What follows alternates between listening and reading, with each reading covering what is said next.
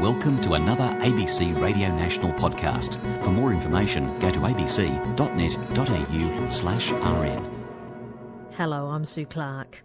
From bouts between convicts and soldiers on the goldfields, to touring American troops in the 1920s, to today's IWA, wrestling has always been popular in Australia. It reached its heyday, however, between 1964 and 1978, when World Championship Wrestling was broadcast every weekend on Channel 9. The ultimate people's champion was Mario Milano, and the ultimate baddie was Walter Killer Kowalski. With his perspective, Canberra-based historian Barry York.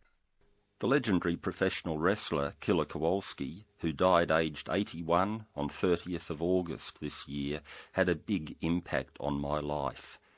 This came about through an article in TV Week around 1965. It told of how in real life Kowalski was a university graduate with a deep interest in spirituality and philosophy. I learned from this that a man can be tough and strong and also be an intellectual. This was an important lesson for someone who was into ideas at a young age. It made me feel less marginal and okay about continuing in a scholarly direction. I first saw him in 1964 when I was 13 and Channel 9's World Championship Wrestling program had just started.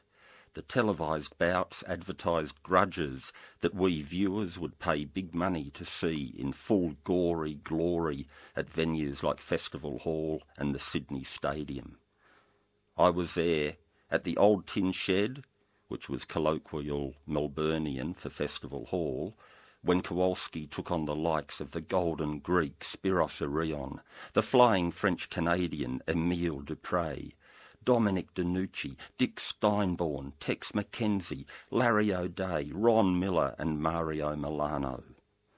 The Killer's winning manoeuvre was a submission hold called the claw hold. Kowalski would pummel his opponent, stomp and knee drop to their midsection, and then clasp both hands onto the abdominal region, digging in deeper and deeper with his fingers until he was manipulating their intestines. To develop the strength and skill to do this, he trained each day by squeezing tennis balls with his fingers until the balls popped.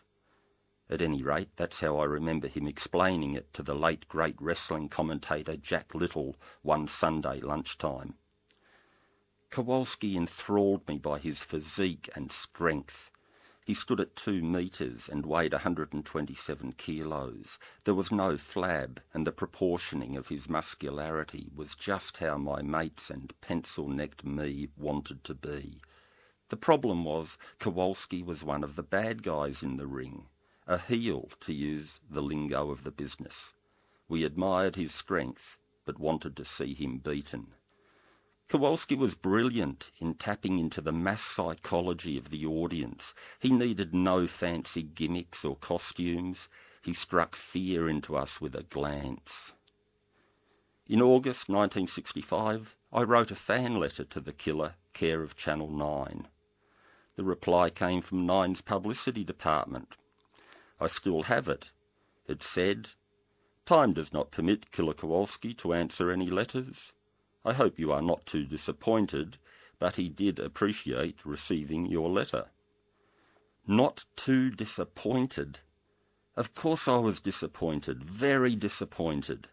And for some reason I kept the letter, not realising that 3 decades later it would allow my life momentarily to intersect with that of the man himself.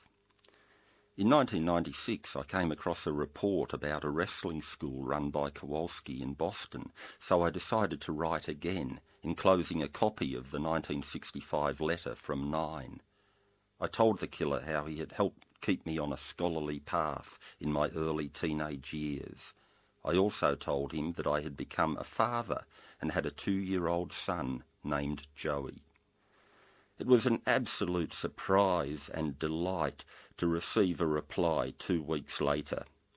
There, in large format, was a stunning photo of Kowalski, in his 60s, but still a magnificent specimen. The photo was inscribed in his handwriting with the words, "To Joey and Barry York, two great champions. Best of luck, Killer Kowalski." The autographed photo is now framed and hangs in my study, where I continue to read, research and write. Thank you, and Vale, Walter Killer Kowalski. Barry York with today's perspective, and you can see the aforementioned autograph photo on our website, abc.net.au/RN, and follow the prompts to perspective. You've been listening to another ABC Radio National podcast. ABC Radio National, on air and online, with many of our programs available as podcasts or MP3 downloads. All the details at abc.net.au/RN/podcast.